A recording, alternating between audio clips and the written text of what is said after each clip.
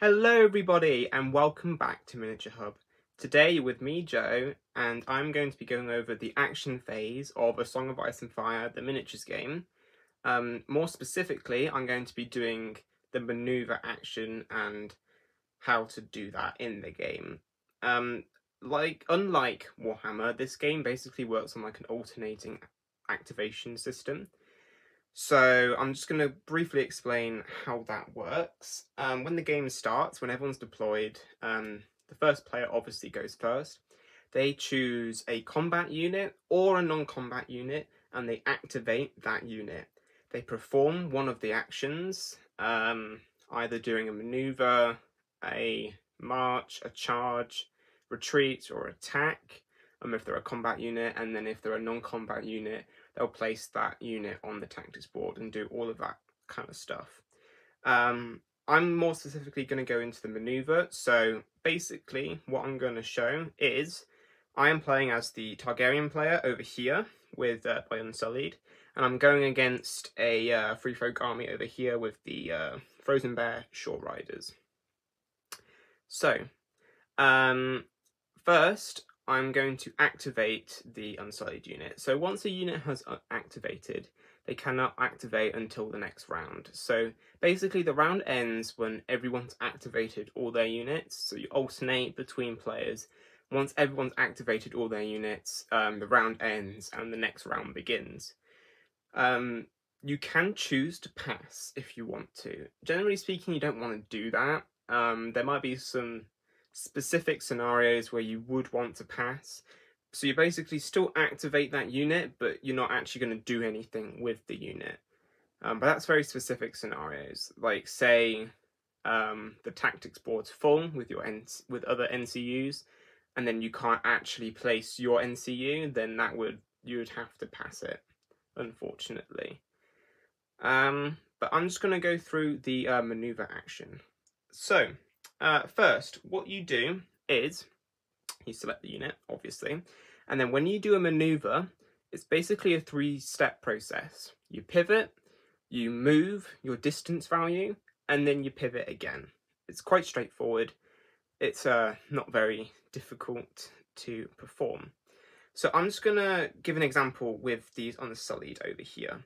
So some quick tips, basically, some rules that you have to do.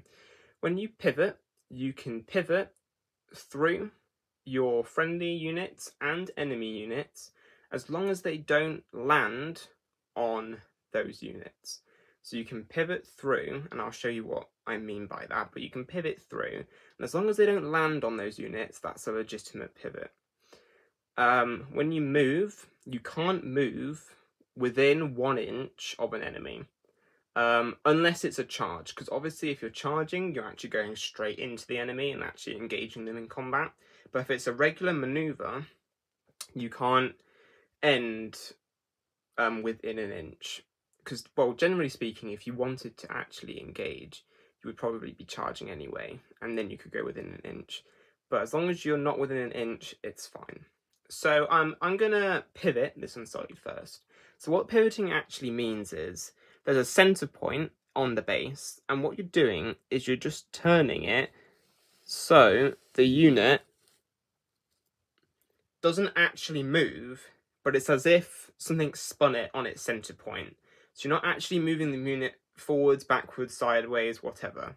You're just spinning it in its center so you can move it. Now, a unit has to move forward unless it's a retreat, because when you're doing a retreat action, you can move backwards and sideways. But when you're doing a maneuver, you're moving forward. So essentially what the pivot does is it allows you to pivot to the direction that you wanted to go. Because as you saw before, my Unsullied would have been going towards my books over there. They would have been going that direction. But instead, they want to move towards these Bear Riders. So I pivoted them to face the direction that I wanted to go, which is that way. Then what you do is you look at your unit card, and you look at the little foot that's on the unit card, which basically indicates its movement for just a regular move. I'll probably put the Unsullied unit card in the top right hand corner for you all to see. but it is 5 movement, so 5 inches for a unsullied spearman. So I'm going to get out my ruler. This is just one of the rulers that come in the box sets, the Targaryen one. You can use any measuring tape that you want. If some of you play Warhammer, you can just use your a regular tape measure that you might use, because they just use inches. These ones are good because, I don't know, they have the symbols on. They also show the long and short range for when you're shooting. I mean, it's once you know what those ranges are, it's quite easy to remember. 6 inches is short, 12 is long, but for beginners it's quite handy. Just be like, oh yeah, that's short, that's long. So I'm going to get the ruler, and I'm basically just going to put it up to the corner of the tray. Just like so. And then all I'm going to do is I'm going to slide that along to the 5. Yeah, about that. And basically all I'm doing is just pushing up the Unsullied forward. And then after that, I can do another pivot.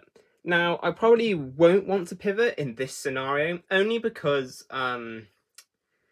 if the Bear Riders charged me, charging from the front reduces... Well, it doesn't reduce anything. Charging someone in the rear and the flanks gives them bonuses. So charging from the front is better. So I'm probably just going to leave my Unsullied like that. But I will show you what you would do after that. If you wanted to come, say, towards the camera, you would just pivot on the spot in the direction that they'd want to go. So, and then that's it. That's all you have to do for the movement phase. Well, for a maneuver action. It's quite simple, very basic, and it just helps you move up the table, generally speaking. Thank you everyone for watching. I hope you enjoyed it. Next video I will be doing one on marching, and then I think it will be charging and so on and so forth until I've done all those, and then I'll go over the cleanup phase, which would probably just be one big video, and then I think in between I might do some unboxings and maybe some Total War Warhammer 3 campaigns, because I do want to play some of those for you guys, if any of you guys are interested. But thank you everyone for watching. I know it's a short video today, but it's quite a easy phase. The rules in this game are so much easier than playing Warhammer. I mean, it's so much easier. That was so quick and easy. There are so many different complexities though in this game. Like, it is easy to understand the basic rules and just like what you do and stuff, but different units have different things, like all these orders and things that you can do and all these different abilities, which make it have depth. But also, once you understand what they mean, it's not that hard to understand. It's just there's lots of variety of units and lots of things can happen in the game. But that was the maneuver action. I hope you all enjoyed, and I will see you all in the next video. Goodbye!